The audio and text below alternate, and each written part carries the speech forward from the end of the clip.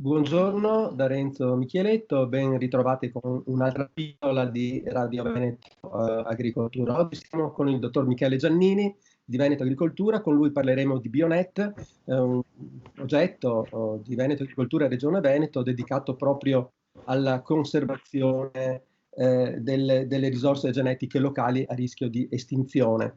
Dottor Giannini, quali sono le principali risorse genetiche a rischio di estinzione qui nel Veneto?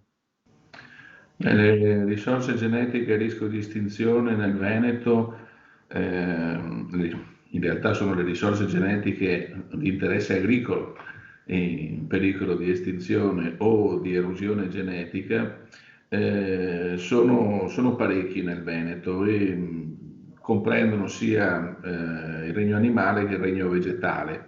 Ovviamente, essendo di interesse agricolo, sono animali che vengono allevati, in particolare fanno parte di questi alcuni ovini, come vediamo nella foto che vedo alle tue spalle.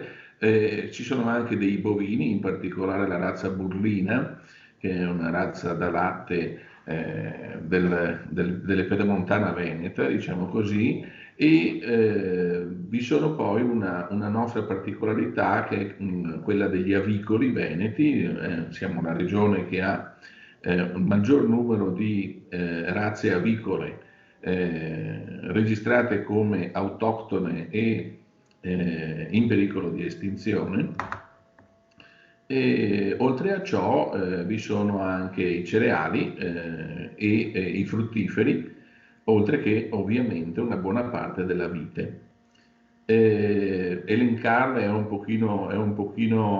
sarebbe un pochino lungo, devo dire la verità, però tanto per citarne alcuni, per esempio tutte le galline padovane, le faraone camosciate, la robusta maculata, la stessa padovana dorata, l'oca padovana, cioè, ce ne sono parecchie. E così come anche nella frutticoltura possiamo citare varietà tipo i lorenzini, che sono dei peschi a polpa bianca, insieme ad altri, brancia e quant'altri, che costituivano l'ossatura della peschicoltura veneta, in particolare moglianese, che trovavano nel Moglianese, la zona centrale di produzione, o molte altre, Rossetto Veronese, che trovava invece la sua area vocata appunto nell'area veronese.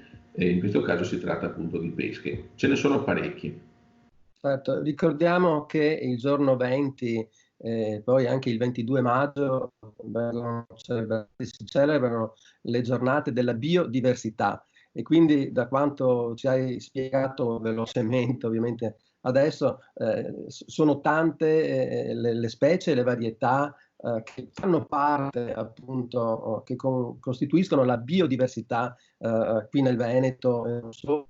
E quindi un progetto come questo merita una grande attenzione. Quali sono i soggetti coinvolti in questo progetto? Beh, in realtà vi sono 11 soggetti coinvolti nel progetto Bionet, sono tutte istituzioni pubbliche e costituiscono coordinate da Veneto Agricoltura. Devo ricordare che il progetto è un progetto finanziato dal PSR, fortemente voluto dalla Regione, e che ha già da parecchie edizioni, da parecchi anni che è in essere, quindi non siamo un gruppo completamente nuovo.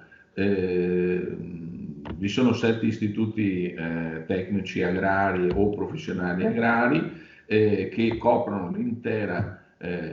tutte e 7 le province del Veneto. Vi è lo zooprofilattico, l'istituto zooprofilattico.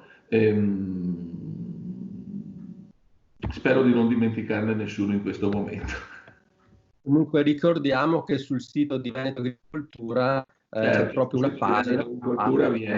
Vi è tutto l'elenco dei partecipanti, e non solo.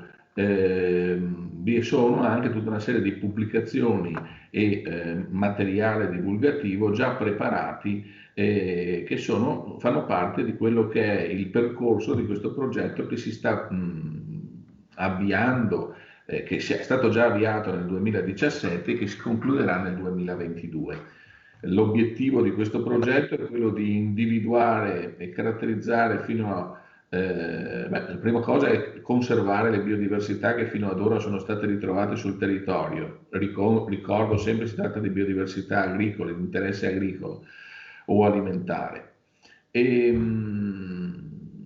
Oltre a questo, uno degli obiettivi è quello appunto di collegare la biodiversità veneta a quello che viene indicato dalla legge, al sistema di conservazione previsto dalla legge nazionale, che è la 194 del 2015, che prevede un sistema di conservazione dinamico fra centri di conservazione che attualmente sono presenti nel Veneto e agricoltori custodi, in particolare figura individuata dalla legge, già presenti in Veneto per quello che riguarda gli allevatori e in parte anche per gli agricoltori, ma comunque, cioè per chi coltiva, ma soprattutto per chi alleva, e che questi ultimi sono già inseriti dentro la legge 194, qui coltiva invece no, quindi c'è tutto un lavoro di iscrizione alle varietà e quant'altro, e registrazione di queste modalità di diffusione di queste risorse genetiche, che non devono più rimanere chiuse dentro centri di conservazione, ma devono diventare oggetto anche, nei casi possibili, di promozione e di valorizzazione. Quindi creare delle catene di valore, di aumento di valore anche con questi prodotti che paradossalmente, pur essendo, chiamiamoli antichi, risultano essere delle novità, o possono risultare essere delle novità nel mercato attuale che non li conosce più. Certo. Bene, Michele, grazie. Ricordiamo a chi ci segue che sul sito di Agricoltura c'è proprio uno spazio dedicato al progetto Bionet per saperne di più, per sapere l'importanza, per conoscere quindi l'importanza dei lavori che si stanno realizzando in questo ambito. Grazie ancora e a presto. Un saluto a tutti. Arrivederci.